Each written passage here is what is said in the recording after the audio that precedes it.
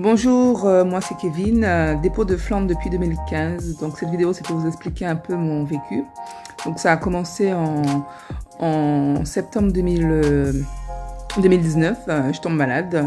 J'appelle le dépôt pour les informer que je suis malade. Le collègue à l'accueil qui me dit ok, bon, on attend ton appel pour donner ta date de reprise. Je suis encore chez le médecin, je suis même pas passée. Ma chef m'appelle encore 20 minutes après. Elle me dit oui, j'ai vu que tu étais en arrêt. Non, je te mets en repos et puis tu viens de travailler après. Je lui dis écoute, laisse-moi le temps de voir au moins le médecin pour voir ce qu'il me dit. Parce que je suis malade et d'autant plus mes enfants sont malades. Donc je te tiendrai au courant. Dans la foulée, je l'ai pas rappelé. Dans la foulée, j'envoie mon arrêt à la CAS, au dépôt, etc. Elle me rappelle, elle me dit, alors j'ai vu que tu as envoyé ton arrêt, qu'est-ce que tu fais et tout. Je dis, écoute-moi bien, je suis pas bien, mes enfants sont malades, voilà quoi, laisse-moi en arrêt tranquille un petit peu et puis voilà. Elle me dit, non, c'est soin enfant, elle insiste en me disant que non, c'est un soin enfant. Je lui dis, non, je suis malade, je suis pas bien, donc mes enfants sont pas bien. Il me dit, mais tes enfants, bon, tu te mets en repos et t'as qu'à leur donner des médicaments et venir travailler. Ça, je l'ai pas très bien pris, mais je suis quand même restée correcte avec elle. Donc, le dépôt a reçu mon arrêt et tout. Le pointeau m'appelle pour me dire, bon, tu es en arrêt ou tu es en repos parce que ta chef, elle s'amuse à changer le pointage à chaque fois. Je lui dis que non, que je suis en arrêt de travail. J'ai envoyé mon arrêt, vous avez reçu mon arrêt. Et il me dit, bon, ben, ta chef, elle arrête pas de changer ton pointage, donc c'est pour ça, il faut que je confirme avec toi. Donc, je lui dis que je suis bien dans un arrêt de travail. Ensuite, elle voulait déchirer mon arrêt de travail qu'ils ont reçu, disant que j'étais d'accord. Donc, noir sur blanc par SMS, je lui ai confirmé que j'étais pas bien, que j'étais pas apte à conduire. Ensuite, je commençais à avoir une pression, je sentais vraiment une pression une pression en fait sur moi en fait et j'étais pas du tout bien. Et c'est à ce moment que j'interpelle Ahmed et je demande à Ahmed, ouais, il y a un truc qui cloche là, est-ce que ma chef a le droit de déjà changer mon pointage comme ça? Est-ce qu'elle a le droit de m'appeler chez moi à chaque fois parce qu'elle commence à entrer dans ma vie privée? Et Ahmed il me dit non, ça commence à, c'est de l'harcèlement moral et elle a pas du tout le droit de faire ça. Donc j'envoie les messages, les captures d'écran, des SMS que j'ai échangés avec ma chef, avec Ahmed. Ahmed, il a interpellé la direction, il a écrit à la direction et pour que ma chef soit recadrée et puis reste dans ses cadres. Et puis voilà, le problème avait été réglé. Donc ensuite, j'ai eu un second problème. En août 2020, j'ai eu une agression au 4 chemins. Donc pendant mon décalage, j'ai reçu une main aux fesses.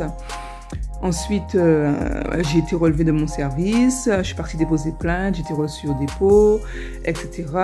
De mon côté, tout ce que je devais faire a été fait. Et j'informe juste à la strate qui était là que demain, je ne reviendrai pas travailler parce que j'ai pas envie de refaire le même service et je ne suis pas bien en fait. Donc du coup, il entend, il comprend. Donc j'ai été arrêtée pendant 2 semaines. La médecine du travail me reçoit pendant mon arrêt de travail.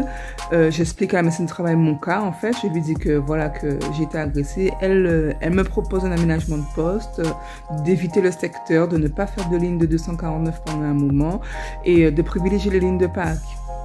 Donc chose qui pour moi qui était normalement faisable en fait.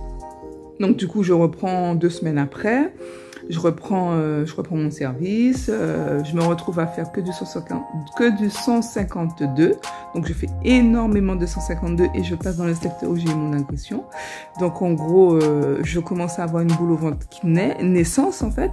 Et ma chef, elle ne vient pas me voir. J'ai l'impression que c'est tendu entre elle et moi en fait, elle ne vient pas me voir, elle ne m'encadre pas. Je me suis sentie isolée en fait. J'ai dû rouler sur le 249 parce que les FEUS ne voulaient pas entendre que j'avais un aménagement de poste. Il fallait chaque fois que j'allais expliquer que j'ai eu une agression 4 chemins et que j'ai pas envie de retourner là-bas. Il fallait que j'explique. Ma chef, je l'ai interpellée une seule fois parce que ne voyant qu'elle ne faisait aucun effort pour m'encadrer et m'aider en fait à m'adapter en fait. Parce que le médecin a demandé pourquoi c'est pas exécuté en fait, pourquoi c'est pas mis en place en fait. Elle me dit oui, je vais voir ce que je veux faire. Ben, la semaine d'après, je me retrouve quand même avec le 249 à devoir à chaque fois aller justifier, à chaque fois aller pleurer, à chaque fois leur expliquer et voilà, je me suis sentie vraiment seule. Et puis d'autant plus, mon AT n'a pas été reconnu. On parle vraiment d'attouchement sexuel au travail, sur mon lieu de travail. Il y a une plainte qui a été déposée. Les caméras là-bas ont filmé la scène. peine. La CCAS ne veut pas reconnaître mon AT. Donc voilà, après, quand j'ai vu tout ça, j'ai encore interpellé Ahmed.